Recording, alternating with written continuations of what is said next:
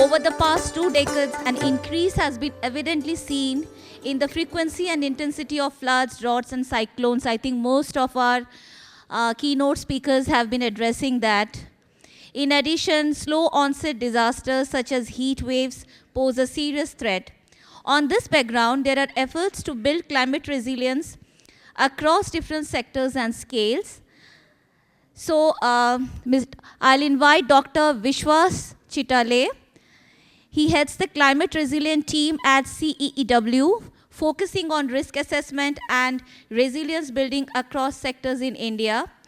He has led the development of the State Action Plan on Climate Change for Maharashtra and the first HIT Action Plan for Thane City in 2024. Currently, he is working on a climate resilient atlas for India, a tool to assist decision makers for accessing and visualizing climate data. With over 15 years of experience in South Asia, Dr. Chitale specializes in creating digital solutions for climate risk reduction and resilience building. I'm sure many of our guests were talking about what this big data is all about and how are we talking about measuring the climate impacts. So I welcome Dr. Vishwas, please. Thank you. Thank you. First of all, I would like to thank the organizers for giving me this opportunity to present some of our findings in front of you. I think that's not my position, so if you could put...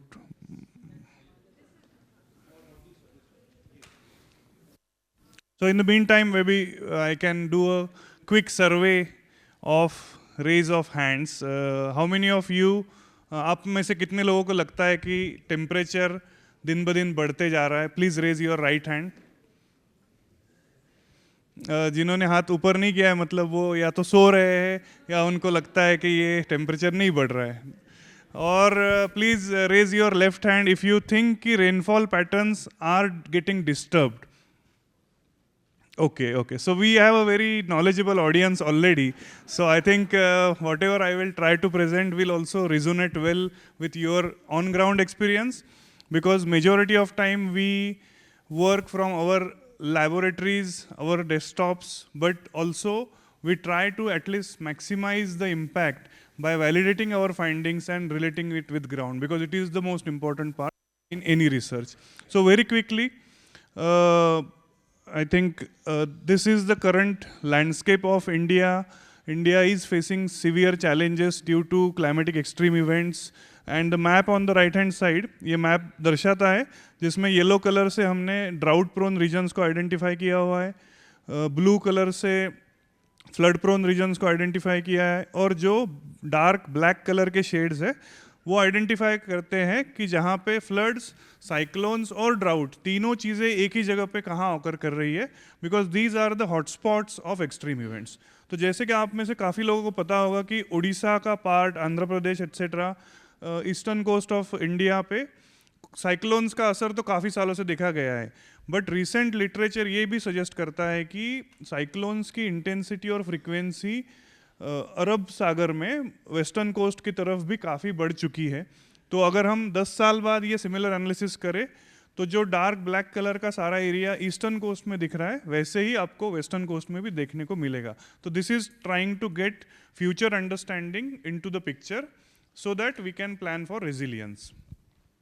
अगर हम किसी sector की बात करें, जैसे majority of sectors get impacted by climate change, but अगर हम देखें कि एग्रीकल्चर का क्या स्टेटस है, so nearly 46% of India's population is dependent on agriculture for their livelihoods. अगर हम बात करें कि रेनफेड एग्रीकल्चर कितना है इंडिया में, nearly 50% of India's agriculture is rainfed. तो मॉनसून के रेनफॉल में अगर कोई भी छोटा सा बदलाव आता है उसका इम्पैक्ट हमें बहुत लार्ज स्केल पे देखने को मिलता है. और जैसे आप देख सकते हैं कि nearly 70 million hectare crop area was damaged over last 7 years only owing to climate change impacts, and nearly 7 billion USD हमारा लॉस होगा बाय 2030 अगर हमने इसके ऊपर एडाप्टेशन मेजर्स इम्प्लीमेंट नहीं किए. तो हमारा जो क्रॉप लॉस है वो नियरली 7 बिलियन USD के रेंज में रहेगा बाय 2030. अगर हम हीट वेव की बात करें तो मोर और less 100 crore Indians are expose to heat waves. हमारे 23 स्टेट्स है जो हीट वेव प्रोन स्टेट्स माने गए, और उसका पॉपुलेशन अगर हम देखें तो उसका पॉपुलेशन नियरली कंबाइन करते हुए 100 करोड़ का पॉपुलेशन है जो हीट वेव से इम्पैक्ट होता है. तो इसको हमें स्टडी करने के लिए क्या करना चाहिए? So we develop our own analysis based on observe data. जैसे आप देख सकते हैं कि ये हमारा रिपोर्ट है सबसे लेफ्ट वाला, इंडियाज़ क्लाइमेट वल्नरेबिलिटी, जो 2021 में आया. उसके बाजू में रिपोर्ट है that came earlier this year, जिसमें हमने इंडियन मानसून का एनालिसिस किया ऑब्जर्व डेटा के बेसिस पे कि पिछले 10 सालों में क्या चेंजेस हुए हैं कंपेयर टू उसके पहले के 30 साल. सो एक क्लाइमेटिक बेसलाइन होता है 30 सालों का, उसके कंपैरिजन में क्या चेंजेस हमें, क्या बदलाव हमें दिखे हैं. And I will be showing some maps from there. एक हमने एनालिसिस किया लास्ट ईयर पब्लिश किया था कि इंडिया की फ्लड और cyclone hazard early warning systems का इफेक्टिवनेस क्या है, कहाँ पे वो अच्छे से पहुँच पा रही है, कहाँ पे वो नहीं पहुँच पा रही है. तो इसके भी फाइंडिंग्स बहुत अच्छे से आए हुए हैं. And I would request all of you to go to our website and have a look at it. और जैसे पहले इन्होंने बताया कि महाराष्ट्र का स्टेट एक्शन प्लान और ऑन क्लाइमेट चेंज भी बन रहा है, उसमें हमने महाराष्ट्र गवर्नमेंट को भी सपोर्ट किया to revise the plan, and Thane को सपोर्ट किया to develop first of its heat action plan. तो ये मेन नैरेटिव है कि India is facing complex climatic challenges. और जैसे मैंने बताया ये मैप ऑलरेडी मैं एक्सप्लेन कर चुका हूँ. So I will move on to these most important maps. तो ये मैप्स हैं हमारे मॉनसून स्टडी से आए हुए. जो लेफ्ट साइड में मैप है चेंज इन टोटल रेनफॉल, वो दर्शाता है कि पिछले 10 सालों में ओवरऑल रेनफॉल में, जो मेन हमारा मानसून सीजन है साउथ वेस्ट मानसून, मतलब जून जुलाई अगस्त सितंबर, इस मानसून में पिछले 10 सालों में क्या चेंजेस देखने को मिले हैं.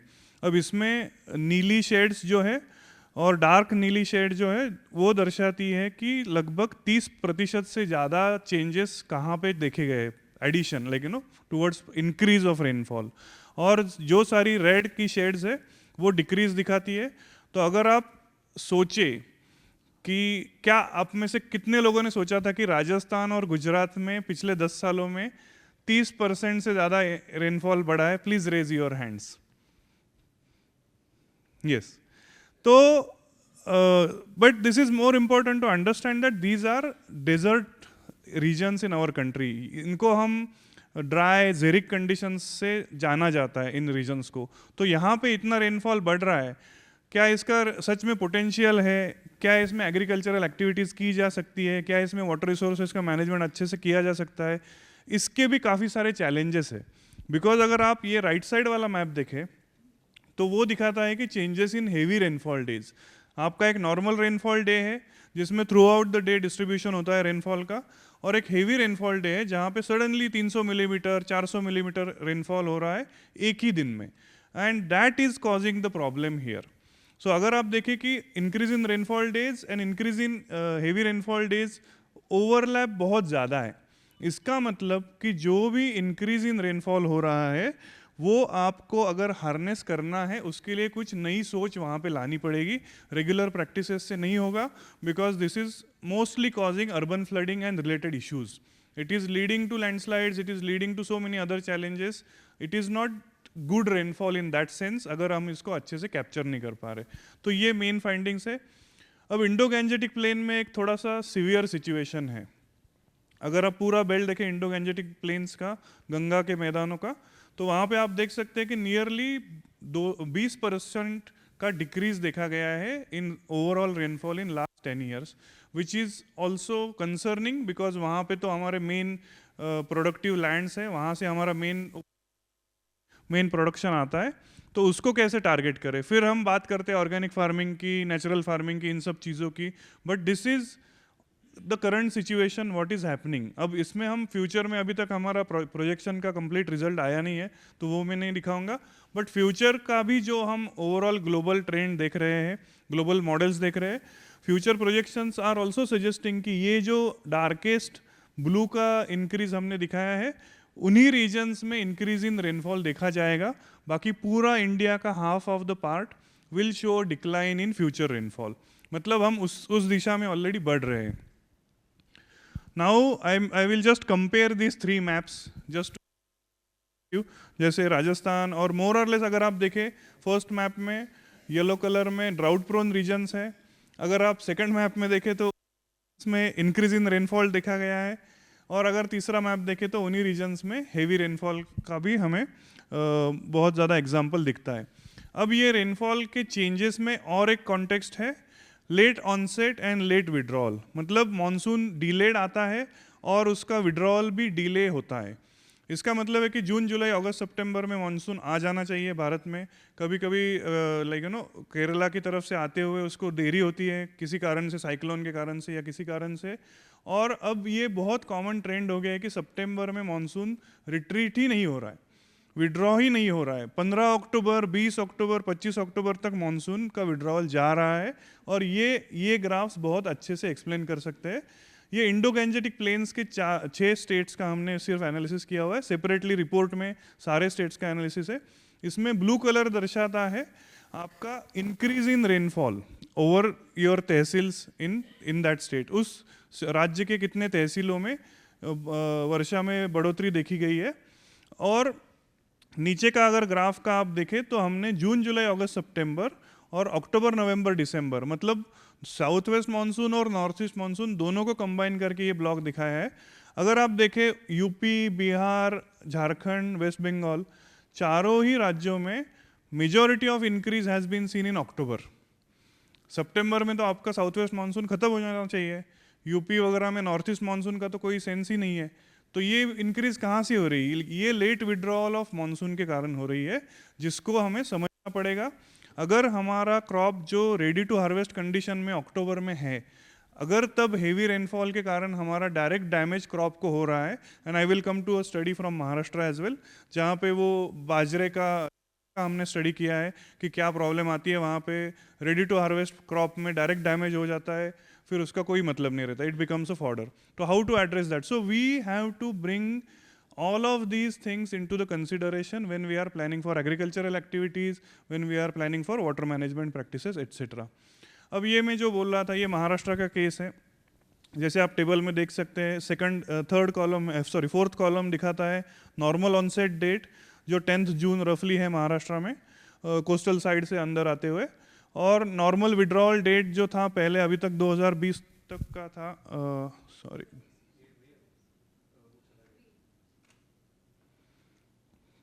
तो 2020 तक का था, लगभग 5 अक्टूबर को विड्रॉ होता था। उसके बाद आईएमडी ने डेट रिवाइज कर दिया, 5 अक्टूबर कर दिया। बट अगर आप डेट्स देखें, विड्रॉवल के ऑब्जर्व डेट्स जो ऑरेंज कलर के कॉलम में है, लगभग ऑन एन एवरेज 10 अक्टूबर 20 अक्टूबर का ही रेंज हमें वहाँ पे देखने को मिलता है, which means that the monsoons are withdrawing late by 20+ days. अब किसी किसी केस में तो 26 अक्टूबर भी है, तब तक तो almost like it's end of October, मतलब 1 महीने का भी देरी यहाँ पे हमने देखा है। ऑल्सो इसमें काफ़ी सारे पैरामीटर्स होते हैं, जैसे एल नीनो ईयर होता है जिसमें जनरली रेनफॉल कम देखा जाता है, ला नीना ईयर होता है जिसमें भारत में ज़्यादा वर्षा देखी जाती है, न्यूट्रल ईयर है जिसमें मोर और लेस ओके रेनफॉल है। अब इस साल आईएमडी ने प्रेडिक्ट किया था कि it's a La Nina year, so above normal rainfall रहेगा, 106% का रेनफॉल रहेगा, और वो अभी भी चल रहा है। पुणे में कल भी रेड अलर्ट था because of heavy rainfall. Maharashtra में बहुत जगह पे अभी फ्लडिंग का सिचुएशन है। तो इस साल ऑलरेडी हमने देखा है कि एक्सेसिव रेनफॉल ही है, तो उनको भी एड्रेस करने के लिए हमने वहाँ पे मैप कर दिया कि कौन से साल में क्या कंडीशन था, और ये एनालिसिस हम करंटली एग्रीकल्चर डिपार्टमेंट के साथ कर रहे हैं। अब महाराष्ट्र में केस क्या है कि more than 80% of Maharashtra agriculture is rain fade. उसमें भी अगर कोई भी छोटा मोटा चेंज आता है तो बहुत ज़्यादा इम्पैक्ट हमें देखने को मिलता है। इसलिए हमने महाराष्ट्र के ड्राउट प्रोन रीजन्स में अभी just study has been started. तो ये महाराष्ट्र का सिचुएशन है। ये पिंक कलर से हमने ड्राउट प्रोन तालुका जो है महाराष्ट्र के तहसील्स, उसको आइडेंटिफाई किया हुआ है। अगर हम उनके ऊपर देखें कि जून जुलाई अगस्त सितंबर पिछले 10 सालों का जो चेंज मिला है हमें, वो मंथ बाय मंथ एनालाइज करें तो क्या है। तो जून में अगर आप सिर्फ पिंक कलर के पैचेस को कंपेयर करें तो देखा जा सकता है कि सेंट्रल महाराष्ट्र में काफ़ी बारिश इंक्रीज हुई है। जुलाई में मोर और less through out Maharashtra increase हुई है। बट अगस्त में ये जो सडन पैच आता है डिक्लाइन का, this causes a lot of damage to vegetative growth. जब आपका साइकिल 4 महीने का है, उसमें अगर तीसरे महीने में जब आपका फ्रूट फॉर्मेशन हो रहा है, उस साइकिल को अगर आप पूरा डैमेज कर दे तो क्या आपकी प्रोडक्टिविटी रह गई। तो this is a serious concern year. और फिर 4th मंथ में इंक्रीज होता है and then there are also maps for October November, but this is to show that there is that erraticness जिसकी हम बात करते हैं, ये वो इरेटिकनेस है जो एक्चुअल ऑब्जर्वेशन से देखा गया है। तो इसी को लेते हुए हम इंटर एनुअल वेरिएबिलिटी वगैरह में करंटली हम ऑलरेडी स्टडी कर रहे हैं। ये हमारा मानसून का रिपोर्ट वेबसाइट पे है, तहसील लेवल के स्टैटिस्टिक्स इसमें हमने दिए हुए हैं पूरे भारत के, तो please feel free to use it. ये जो है ये हमने क्रॉपिंग कैलेंडर का अभी like we are trying to revamp the cropping calendars for various rainfed crops in Maharashtra. I think IMD ने भी ऑलरेडी ये प्लान किया हुआ है, ICAR भी इसमें काम कर रहा है डायनामिक क्रॉप वेदर कैलेंडर्स में। So this is just to show you that a glimpse of कि अगर आपका ये जवार का है cropping calendar, I think Dhule Beed region का, तो जून से देखे तो यहाँ पे ये आपका हार्वेस्टिंग का पीरियड है अक्टूबर के 3rd वीक में, जो मैं बोल रहा था कि हेवी रेनफॉल के कारण डैमेज हो रहा है। तो ये एक ऑब्जर्व्ड केस है ऑलरेडी। इसके अलावा हमने काफ़ी सारे क्रॉपिंग कैलेंडर्स को भी अभी like we are in a process of revising them in this way. तो इनके ऊपर ये जो पर्टिकुलरली 43 एंड 44 वीक्स है, इसको आप याद रखिए, मैं अगले वाले मैप में इसको एक्सप्लेन करूंगा। तो हार्वेस्टिंग का ये जो पीरियड है ये बहुत क्रूशल है। क्यों? क्योंकि ये देखिए फैक्ट्स, बीड और धाराशिव का ये मैप है which shows changes in rainfall. Blue colour indicates increase in rainfall, और अगर आप देखें ये जो एक्सेसिव स्पाइक दिख रहा है, this is exactly that 43 and 44th week, meaning that exactly उन्हीं हफ्तों में पिछले 10 सालों में कंटिन्यूसली हेवी रेनफॉल डेज के इवेंट्स देखे गए हैं, जिसके कारण flooding and crop damage has been occurring. Now I think this is more or less towards the end of my presentation. अब बात करते हैं सिटीज़ की तरफ, और मतलब ये चीज़ तो बहुत दिनों से चल रही है कि what challenges cities are facing, Bharat के शहर क्या चैलेंजेस फेस कर रहे हैं। इसमें भी एक सीजनलिटी का एंगल है। ड्राई सीजन में हमारी सिटीज़ वाटर स्कैरसिटी और हीट वेव की प्रॉब्लम से डील कर रही है। जैसे वो ख़त्म हो जाता है, अगर आप लोग दिल्ली का न्यूज़ फॉलो कर रहे होंगे तो जून एंड में हम लोग टैंकर की फ़ोटोज़, टैंकर के वीडियोस देख रहे थे। दूसरे दिन हम एम्स फ्लडिंग की भी वीडियो देख रहे थे। तो with in 12 hours the things change so much in Delhi, and if it happens in national capital, imagine what will happen in smaller cities जिनका कैपेसिटी इन चीज़ों का डील करने का इतना अच्छा नहीं है। इसलिए हम बात करते हैं कि overall resilience, overall climate resilience, year round resilience की ज़रूरत है। So when we enter into monsoon season, urban flooding, ये सब चैलेंजेस हमें देखने को मिलते हैं। And then as we progress towards October, I think already अभी दिल्ली में आज ही न्यूज़ आया था, आई थिंक पंजाब में एग्री फायर्स बढ़ गई है, तो वहाँ पे पोल्यूशन की प्रॉब्लम ऑलरेडी शुरू हो गई है। So October, November, December cities are dealing with air pollutions.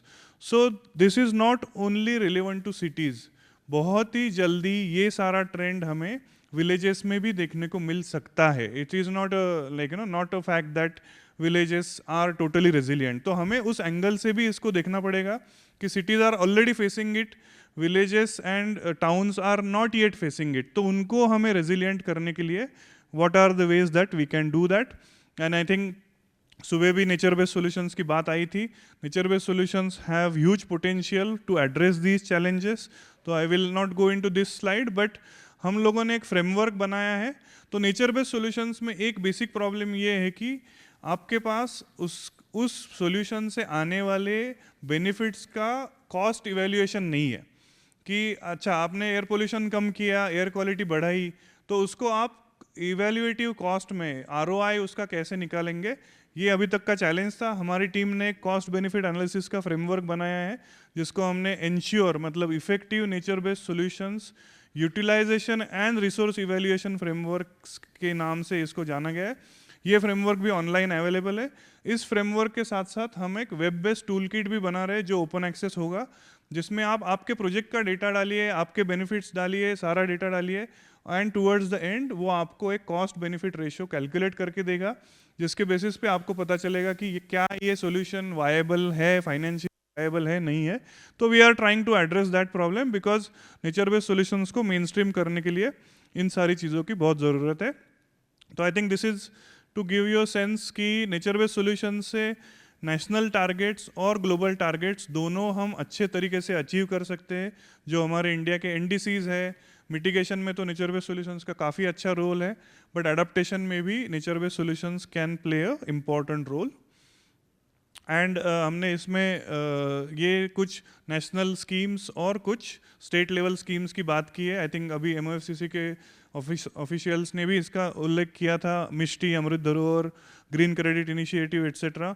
तो अगर हम रियली इसको अपनाना चाहते हैं और लोकल लेवल पे इसका इम्प्लीमेंटेशन करना चाहते हैं, I think we all must learn about these schemes कि इनका क्या कैसे हम उपयोग कर सकते हैं लोकल लेवल के इम्प्लीमेंटेशन प्रैक्टिसेस के लिए। और ये कुछ स्टेट लेवल इनिशिएटिव्स भी यहाँ पे है जिसमें हम कम्युनिटी, अगर हमें डिसेंट्रलाइज्ड की बात करनी है, अगर कम्युनिटी इंगेजमेंट और कम्युनिटी एनहांसमेंट की बात करनी है, तो नेचर बेस्ड सॉल्यूशंस के रूप से भी हम इसको अचीव कर सकते हैं। ये हमारी एक ऑनलाइन वेब सीरीज़ की तरह ही मानिए, मतलब देर आर 16 फिल्म्स। हमने ये फेसेस ऑफ क्लाइमेट रेजिलियंस करके बनाया था, अब जाके वो हॉटस्टार पे भी अपलोड हो गया है। So please feel free to, ये यूट्यूब पे भी है, CEW की वेबसाइट पे भी है और हॉटस्टार पे भी है। आप ये फ्री ऑफ एक्सेस, मतलब फ्री ऑफ कॉस्ट देख सकते हैं। इसमें हमने कैप्चर किया है कि हाउ, मतलब कैसे अलग अलग जगहों पे भारत में कम्युनिटीज़ अपना रेजिलियंस बढ़ाने के लिए प्रयास कर रही है। सो थोड़ा बहुत टेक्नोलॉजिकल इनोवेशन, थोड़ा बहुत सपोर्ट फ्रॉम गवर्नमेंट लेके इसको अगर हम अच्छे से यूज़ कर सके, तो इसका भी मेन स्ट्रीमिंग अगर हो जाए, तो we have a huge potential for building community resilience at scale. Thank you. I think I will stop here.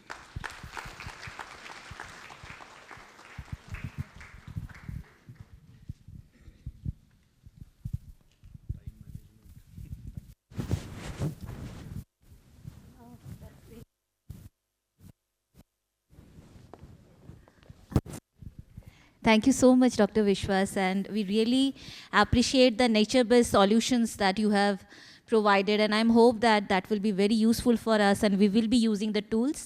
And of course, the films, I think that is something on our list for the OTT platforms.